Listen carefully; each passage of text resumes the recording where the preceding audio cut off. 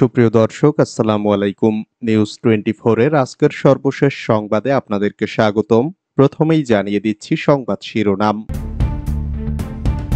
Malaysia সিন্ডিকেটের 4 এমপির বিরুদ্ধে সরকার কি ব্যবস্থা নেয় দেখতে চায় জনগণ, মন্তব্য নুরুল হক নূরের। বেনজিরকে বাঁচাতে তাকে গোপনে দেশের বাইরে পাঠিয়ে দিয়েছে সরকার, দাবি মির্জা ফখরুলের। বেনজির আজিজ আমাদের লোক নয়, মন্তব্য ওবায়দুল কাদেরের। বেনজির আজিজের দুর্নীতির দায় সরকারের, মন্তব্য ইসলামী আন্দোলনের।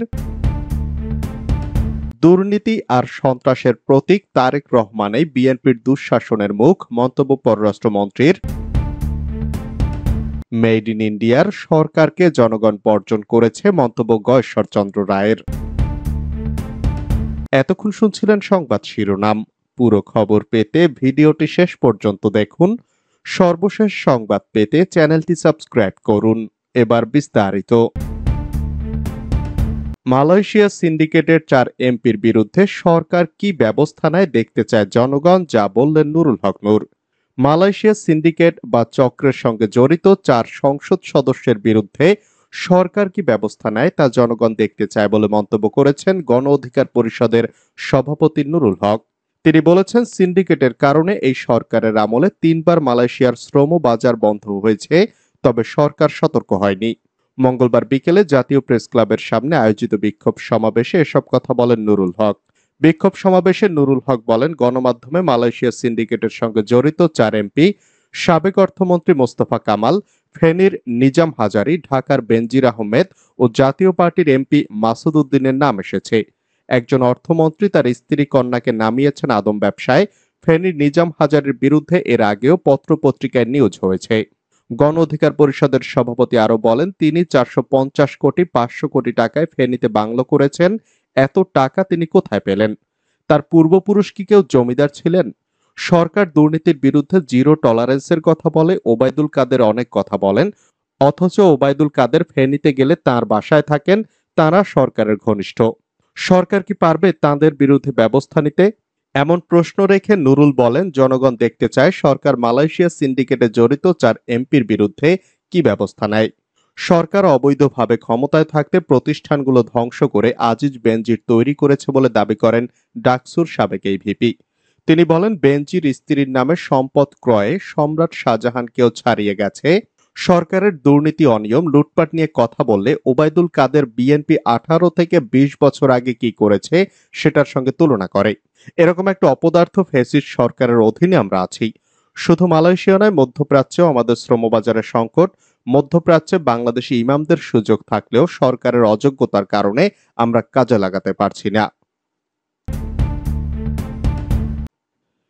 বেনজিরকে বাঁচাতে তাকে গোপনে দেশের বাইরে পাঠিয়ে দিয়েছে সরকার, দাবি মির্জা ফখরুলের।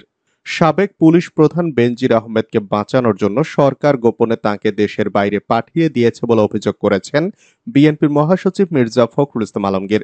মঙ্গলবার সন্ধ্যা 6টার দিকে চট্টগ্রাম নগরের ইঞ্জিনিয়ার্স ইনস্টিটিউট মিলনায়তনে জাতিসত্তার রূপকার রাষ্ট্রনায়ক জিয়াউর রহমান শীর্ষক এক সেমিনারে প্রধান অতিথির বক্তব্যে তিনি এই অভিযোগ করেন। আওয়ামী লীগ সরকারের কড়া সমালোচনা করে মির্জা ফখরুল ইসলাম আলমগীর বলেন, তারা লুট চুরির রাজত্ব কায়েম করেছে। পুলিশ বাহিনীর সাবেক প্রধান বেনজির আহমেদের বিরুদ্ধে প্রতিদিন পত্রিকার পাতা জুড়ে দুর্নীতির খবর বের হচ্ছে। দেশের এমন কোনো জায়গা নেই দখল করেনি, এমনকি হিন্দু সম্প্রদায়ের জায়গাও দখল করেছেন। আর তাকে বাঁচানোর জন্য সরকার গোপনে দেশের বাইরে পাচার করে দিয়েছে। লজ্জা হওয়া উচিত। সাবেক সেনাপ্রধানের প্রসঙ্গ টেনে মির্জা ফখরুল ইসলাম আলমগীর বলেন, সাবেক সেনাপ্রধান আজিজ আহমেদের বিরুদ্ধে মার্কিন নিষেধাজ্ঞা দিয়েছে। দুর্নীতিতে জড়িত থাকা ও গণতন্ত্রকে বাধাগ্রস্ত করার কারণেই এই নিষেধাজ্ঞা। বেনজির আজিজ আমাদের লোক নয়, মন্তব্য ওবায়দুল কাদেরের। দুর্নীতিতে অভিযুক্ত পুলিশের সাবেক মহাপরিদর্শক বেনজির আহমেদ ও যুক্তরাষ্ট্রের নিষেধাজ্ঞায় পড়া সাবেক সেনাপ্রধান আজিজ আহমেদ আওয়ামী লীগের লোক নয় বলে দাবি করেছেন দলটির সাধারণ সম্পাদক ওবায়দুল কাদের। জ্যেষ্ঠতা ও মেধার ভিত্তিতে তারা দায়িত্ব পেয়েছেন বলেও জানান তিনি। বেনজির আহমেদ ও আজিজ আহমেদ আওয়ামী লীগের লোক নয় জানিয়ে ওবায়দুল কাদের বলেন, বেনজির আমাদের দলের লোক নয়, জ্যেষ্ঠতা ও মেধা নিয়ে সে আইজিপি হয়েছে। আজিজও আমাদের দলের লোক নয়, তার যোগ্যতায় ও জ্যেষ্ঠতার কারণে সেনাপ্রধান হয়েছে। এখন ভেতরে তারা যদি কোনো অপকর্ম করে, এটা যখন সরকারের কাছে আসে তখন এদের বিচার করার সৎ সাহস শেখ হাসিনার আছে। বিএনপির উদ্দেশ্যে ওবায়দুল কাদের বলেন, আপনাদের সময় কেউ শাস্তি পায়নি, আপনাদের দলের নেতা নিজেই দুর্নীতিবাজ। সিঙ্গাপুর থেকে কোকোর টাকার একটা অংশ আনতে পেরেছি, এফবিআই ঢাকায় এসে তারেকের বিরুদ্ধে সাক্ষ্য দিয়ে গেছে। বেনজির আজিজের দুর্নীতির দায় সরকারের, মন্তব্য ইসলামী আন্দোলনের। ইসলামী আন্দোলন বাংলাদেশের মহাসচিব প্রিন্সিপাল হাফেজ মাওলানা ইউনুস আহমদ বলেছেন, বেনজির আজিজের দুর্নীতির দায় সরকারকেই নিতে হবে। সেনাপ্রধান বানানোর ক্ষেত্রেও আজিজের সিনিয়রদের ডিঙিয়ে তাকে সেনাপ্রধান করা হয় এবং আজিজ এবং বেনজির দায়িত্বে থাকা অবস্থায় বিদেশের স্যাংশন দেওয়া হয়। তারপরও বেনজিরকে প্রমোশন দেওয়া হয়েছে। বেনজিরকে দেশ ত্যাগে সরকার সুযোগ করে দিয়েছে। সরকার সুযোগ করে না দিলে বেনজির দেশ ত্যাগ কোনোভাবে করতে পারত না। মঙ্গলবার বিকেলে পুরানা পল্টনস্থ দলের কেন্দ্রীয় কার্যালয়ে ইসলামী আন্দোলন বাংলাদেশের উদ্যোগে দেশের চলমান রাজনৈতিক পরিস্থিতি পর্যালোচনা সভায় সভাপতির বক্তব্যে তিনি এসব কথা বলেন। দুর্নীতি আর সন্ত্রাসের প্রতীক তারেক রহমানই বিএনপির দুঃশাসনের মুখ, মন্তব্য পররাষ্ট্রমন্ত্রীর। পররাষ্ট্রমন্ত্রী ও আওয়ামী লীগের যুগ্ম সাধারণ সম্পাদক হাসান মাহমুদ বলেছেন, দুর্নীতি আর সন্ত্রাসের প্রতীক তারেক রহমানই বিএনপির দুঃশাসনের মুখ। বঙ্গবন্ধু বাংলাদেশ উন্নয়নে জননেত্রী শেখ হাসিনা শীর্ষক এক আলোচনা সভায় প্রধান অতিথির বক্তব্যে বিএনপি নেতাদের সাম্প্রতিক মন্তব্যের জের ধরে পররাষ্ট্রমন্ত্রী একথা বলেন। পররাষ্ট্রমন্ত্রী বলেন, জাতিসংঘ মহাসচিব, ওআইসি মহাসচিব সবাই প্রধানমন্ত্রী শেখ হাসিনার প্রশংসা করেন। আজকে যখন দেশ এগিয়ে যায় তখন বিএনপি, জামায়াত এবং বুদ্ধিজীবী নামধারীরা কোনো উন্নয়ন দেখতে পায় না। মন্ত্রী বলেন, বিএনপি মহাসচিব মির্জা ফখরুল সাহেবকে মনে করিয়ে দিতে চাই, আপনাদের শাসন আমলে বাংলাদেশ দুর্নীতিতে 5 বার চ্যাম্পিয়ন হয়েছে। তারেক রহমানের দুর্নীতির বিষয়ে মার্কিন তদন্ত সংস্থা এফবিআই সাক্ষ্য দিয়ে গেছে। বিএনপির তারেক রহমান দুর্নীতির বরপুত্র আর মহাসচিব ফখরুল সাহেব তাদের মুখপাত্র।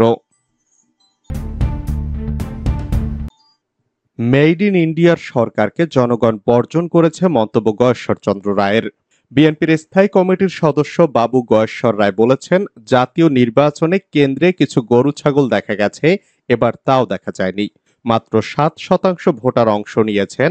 আওয়ামী লীগের ভোটারও কেন্দ্রে যায়নি, কারণ দলের লোকেরাই আপনাকে বিশ্বাস করে না, তাই কেন্দ্রে না গিয়ে আওয়ামী লীগকে বর্জন করেছে। তিনি বলেন, এ সরকার মেড ইন ইন্ডিয়া, আমরা সরকারকে বর্জন করেছি, দেশবাসীও সরকারকে বর্জন করেছে। এ সরকারের পতন এখন সময়ের দাবি। শহীদ রাষ্ট্রপতি জিয়াউর রহমানের শাহাদত বার্ষিকী উপলক্ষে মঙ্গলবার বিকালে চাঁদপুরের হাজীগঞ্জে দোয়া ও আলোচনা সভায় প্রধান অতিথির বক্তব্যে গয়েশ্বর রায় এসব কথা বলেন। তিনি বলেন, জনগণের মনে যে আগুন জ্বলছে তা নেভাতে পারবেন না, তাই দ্রুত সরে যান। আলোচনা সভায় বিশেষ অতিথি হিসেবে বক্তব্য দেন বিএনপির জাতীয় নির্বাহী কমিটির সাংগঠনিক সম্পাদক অধ্যক্ষ মোহাম্মদ সেলিম ভুঁইয়া। সঞ্জীভা গার্ডেন্সের সেপটিক ট্যাঙ্ক থেকে 4 কেজি টুকরো মাংস উদ্ধার। কলকাতার নিউ টাউনের সঞ্জীভা গার্ডেন্সের যে ফ্ল্যাটে বাংলাদেশের ঝিনাইদহ 4 আসনের সংসদ সদস্য আনোয়ারুল আজিম আনারকে হত্যা করা হয়েছিল, সেই ফ্ল্যাটের টয়লেটের সেপটিক ট্যাঙ্ক থেকে 4 কেজি টুকরো মাংস পাওয়া গেছে। মঙ্গলবার টয়লেটের সেপটিক ট্যাঙ্কে তল্লাশি চালিয়ে ও সুয়ারেজ পাইপ ভেঙে এই মাংসগুলো উদ্ধার করা হয়। উদ্ধার হওয়া মাংসগুলো এমপি আজিমের কিনা তা দেখতে ফরেনসিক ল্যাবে নেওয়া হবে বলে জানিয়েছে পুলিশ। ভূষণ শেখ নামে এক ব্যক্তি মঙ্গলবার সেপটিক ট্যাঙ্ক পরিষ্কার করার সময় টুকরো মাংসগুলো উদ্ধার করেন। সঞ্জীভা গার্ডেন্সের অপর এক পরিচ্ছন্নতা কর্মী সাংবাদিকদের বলেন, মাংসগুলো ছোট ছোট টুকরো করা, পানির মধ্য থেকে সেগুলো সাদা হয়ে গেছে, আমাকে কোনো প্রকার ছবি তুলতে দেয়নি। এর আগে মঙ্গলবার কলকাতা সিআইডিকে আনারের দেহাংশের খোঁজে সঞ্জীভা গার্ডেন্সের সেই ফ্ল্যাটের কমোড, সুয়ারেজ লাইন ভেঙে সার্চ করার অনুরোধ করেন ঢাকার ডিবি প্রধান হারুনুর রশিদ। পাশাপাশি হাতিশালা লেকও সার্চের অনুরোধ করেন তিনি। গত 12 মে চিকিৎসার জন্য ঝিনাইদহের কালীগঞ্জ থেকে চুয়াডাঙ্গার দর্শনার গেদে সীমান্ত দিয়ে ভারতে যান এমপি আনোয়ারুল আজিম। তিনি পশ্চিমবঙ্গের বরাহনগর থানার মণ্ডলপাড়া লেনে গোপাল বিশ্বাস নামে এক বন্ধুর বাড়িতে ওঠেন।